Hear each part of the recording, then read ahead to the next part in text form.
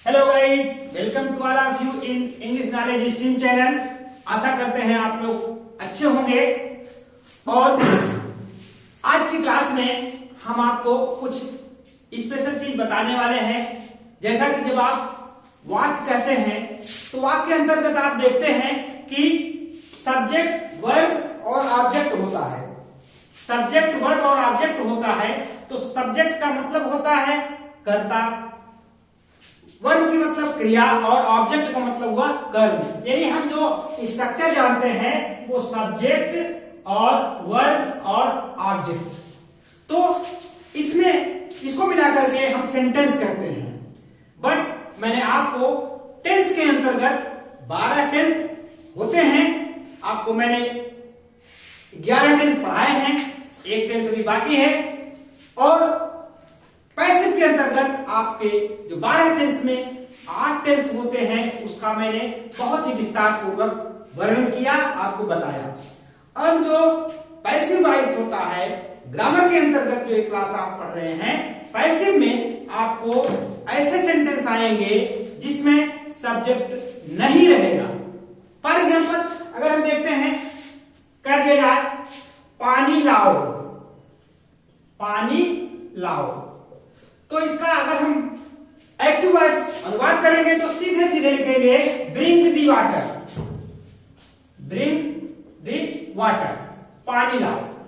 अब यहां पर देखिए पानी लाओ, यहां पर आपने देखा ब्रिंग मेन वर्ब पहले आ गई और इसमें सब्जेक्ट है ही नहीं, द वाटर ऑब्जेक्ट आ गया। तो जाहिर सी बात है कि ऐसे सेंटेंस जिसमें सब्जेक्ट नहीं रहते हैं, या यूं कहा जाए कि सब्जेक्ट इसमें छिपा रहता है। अब ध्यान दीजिए, पानी लाओ अगर आप कहोगे तो किसी से कहोगे, इसमें तुम होगा, तुम पानी लाओ। तुम कहा नहीं जाता है, पानी लाओ, इसका मतलब इसमें जो सब्जेक्ट है वो छिपा हुआ है, वो इसमें आगे नहीं आएगा। तो ऐसे सेंटेंस जिसमें सब्जेक्ट नहीं रहता है, या यूं कहा जाए कि वर्ब से ही स्टार्ट होती है, सेंटेंस वर्ब से शुरू होता है, तो ऐसे वाक्यों को हम कहते हैं इंपरेटिव सेंटेंस। उसको कहते हैं हम इंपरेटिव सेंटेंस। इंपरेटिव सेंटेंस की जब हम चर्चा करेंगे तो इसमें एक्टिव वॉइस इसका होता है, पैसिव भी होता है। तो जैसे हम इंपरेटिव सेंटेंस लिखते हैं, इंपरेटिव सेंटेंस, जब इंपरेटिव सेंटेंस की बात आती है तो इसमें 3 तरह के वाक्य पाए जाते हैं। आप ध्यान दीजिए, पहला तरह जो इसका होता है वो होता है इसको आज्ञा सूचक, हिंदी में कहते हैं आज्ञा सूचक। आज्ञा सूचक order, sentences of order, order वाले सेंटेंसेस को कह दिया जाए, इसमें ऑर्डर का भाव रहता है। और दूसरा होता है जो होता है उसको कहते हैं प्रार्थना सूचक, प्रार्थना सूचक, इसको रिक्वेस्ट वाले सेंटेंस कह दिया जाए, इसमें रिक्वेस्ट का भाव रखता है। एक बात ध्यान दीजिए, प्रार्थना जो होती है जब गॉड से की जाती है तो उसको प्रे करते हैं, जो आप जानते हैं। और जब आदमी से करते हैं यानी ह्यूमन बीइंग से करते हैं तो रिक्वेस्ट करते हैं, प्रार्थना, अनुरोध। और तीसरा तरह का जो वाक्य आता है इसमें वो होता है सलाह सूचक, सलाह सूचक वाक्य होते हैं। अब सलाह सूचक वाक्य में इसको अंग्रेजी कहते हैं एडवाइस वाले वाक्य, एडवाइस, एडवाइस माने सलाह। तो ये 3 तरह के आपके सेंटेंस, इंपरेटिव सेंटेंस पाए जाते हैं। और इसमें आप ध्यान दीजिए, जब हम अनुवाद करते हैं इसमें सब्जेक्ट का अभाव रहता है, और जब सब्जेक्ट का अभाव रहता है तो हम उसको वर्ब से ही शुरू कर देते हैं। इसका अगर एग्जांपल देखें, जैसे आज्ञा सूचक है, कर दिया ओपन द गेट, फाटक खोलो, फाटक खोलो। तो इसकी अंग्रेजी जब हम बनाएंगे तो सीधे ओपन द गेट। यहां पर देखिए किसी से कह रहे हैं तो इसमें जो तुम वाला भाव है वो छिपा हुआ है। फिर इसमें है प्रार्थना सूचक, बैठ जाइए। अब इसमें प्रार्थना सूचक शब्द आएगा, कृपया बैठ जाइए। तो कृपया के लिए आप जानते हैं प्लीज सिट डाउन, कृपया बैठ जाइए। यहां पर प्रार्थना सूचक शब्द आ गया, प्लीज, काइंडली, सर, मैम, ये सब रिक्वेस्ट वाले वाक्य हैं। फिर है अब सलाह सूचक वाक्य आता है, बाएं चलिए, बाएं चलें, सड़क पर बाएं चले। अब यहां पर सलाह दिया जा रहा है, तो कीप टू द लेफ्ट, बाएं चलें।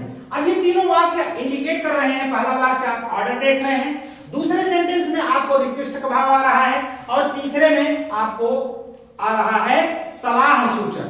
तो ये इंपरेटिव सेंटेंस में, जब इंपरेटिव सेंटेंस की चर्चा करते हैं तो हम आपको आगे बताते हैं कि कैसे करना है। आपको पहला सेंटेंस जो है आज्ञा सूचक है, आज्ञा सूचक सेंटेंस। तो आज्ञा सूचक होता है जो सेंटेंसेस ऑफ ऑर्डर, ऐसा सेंटेंस जो इसमें ऑर्डर का भाव होता है। जैसे अगर हम इसको करते हैं,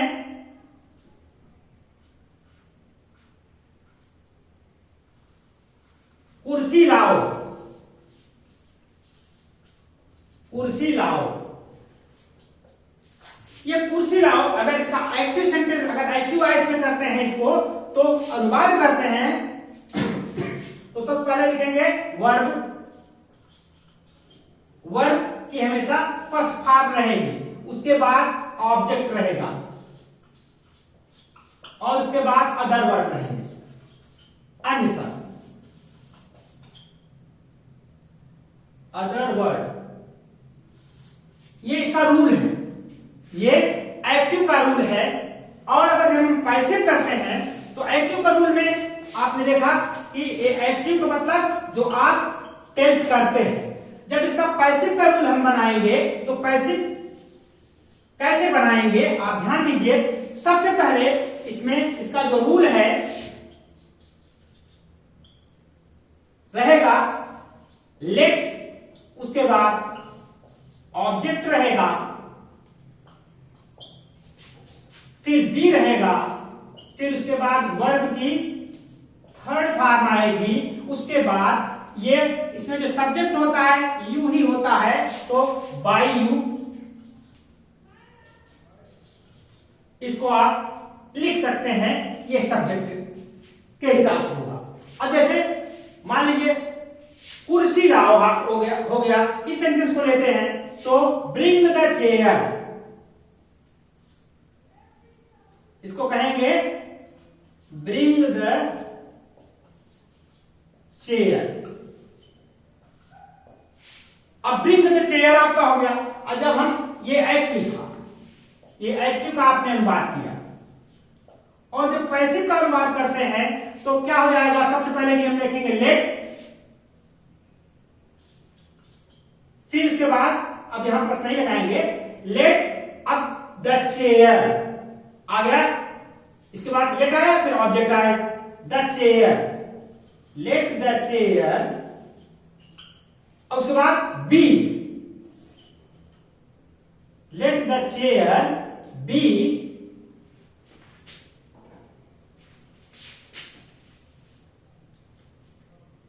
बी ब्रॉट बाय यू। आपका ये सेंटेंस हुआ let the chair be brought by you. इसी तरह से जितने भी सेंटेंस आएंगे, जैसे डू इट, इसे करो, ये करो क्या बोलते हैं, इसे करो, इसे करो। इसकी जब हम एक्टिव करेंगे तो डू इट, इसे करो। अब तुम इसको करोगे कैसे, तो लेट पैसिव करेंगे जब इसका ये एक्टिव हुआ, और जब पैसिव करेंगे तो लेट, फिर उसके बाद ऑब्जेक्ट है इट है, let it be done, let it be done. तो यहां पर आप देखिए, अब यहां बाय यू आप लगा देंगे क्योंकि ये छिपा हुआ है। अगर नहीं लगाना चाहते हैं तो लगा के पोस्ट में कर दीजिए। तो let it be done by you. तो ये ऑर्डर वाले सेंटेंस हैं, जितने भी आएंगे आप ऐसे पहले एक्टिव करेंगे, उसके बाद उसका पैसिव करेंगे। ये इंपेरेटिव पैसिव वॉइस भी है, एक्टिव वॉइस दोनों बता दे रहे हैं आपको। पैसिव का रूल भी है और एक्टिव का रूल। तो आप ध्यान दीजिए, ये सब सेंटेंसेस कॉम्पिटिटिव एग्जाम्स में बहुत पूछे जाते हैं। तो अगला जो पार्ट है यानी प्रार्थना सूचक, उसको हम आपको बताने वाले हैं। आप ध्यान से देखते रहिए, इसको स्क्रीनशॉट ले लीजिए, हम इसको इरेज करते हैं।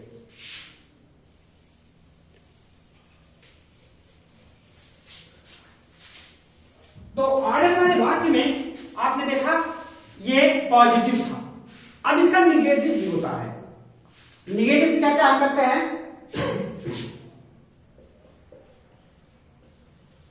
निगेटिव सेंटेंस अगर रहेंगे इसका, तो कैसे रहेगा, उसका एक्टिव कैसे रहेगा, पैसिव कैसे रहेगा, इसको देखें। जैसे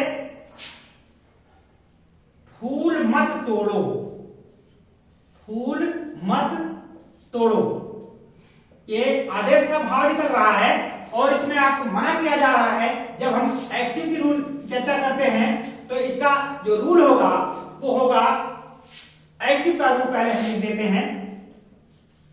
एक्टिव में कैसे करेंगे, इसमें मत की अंग्रेजी जो होती है वो डू नॉट होती है, उसको डू नॉट अगर पढ़ेंगे कॉन्ट्रैक्टेड फॉर्म हो जाएगा, डोंट पढ़ेंगे तो डू नॉट ये हो गया, एक्टिव का रूल है।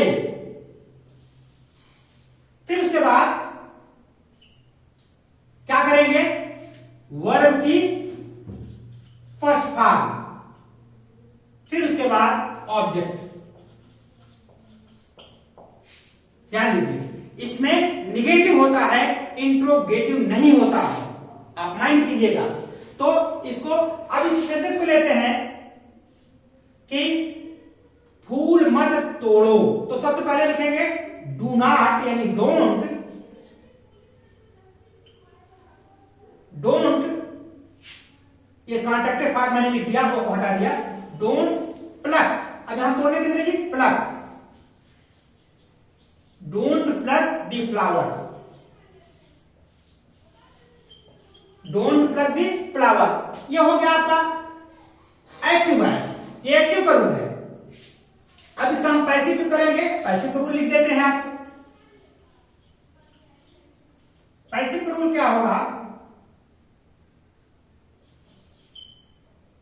सबसे पहले लिखेंगे लेट, फिर उसके बाद ऑब्जेक्ट,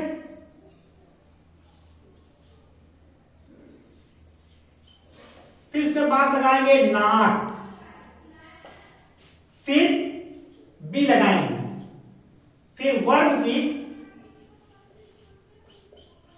थर्ड फॉर्म, फिर बाय लगा देंगे और यू। अब डोंट प्लक द फ्लावर को जब हम करेंगे निगेटिव में तो लेट पहले लिखेंगे, लेट, फिर उसके बाद ऑब्जेक्ट लिखेंगे the flower, late the flower, उसके बाद नॉट लगाएंगे, नॉट बी, उसके बाद प्लक का third part pluck by you. तो let the flower not be plucked by you. तो गाइस आपने देखा एक्टिव वॉइस का रूल निगेटिव में और उसका पैसिव भी रूल मैंने आपको बताया। तो इस तरह से इसमें इंट्रोगेटिव नहीं होता है, पॉजिटिव होता है और ये निगेटिव होता है, अफर्मेटिव होता है, निगेटिव होता है, इंट्रोगेटिव नहीं होता है। तो मैंने आपको आज ऑर्डर वाले सेंटेंस के बारे में विस्तार से चर्चा की।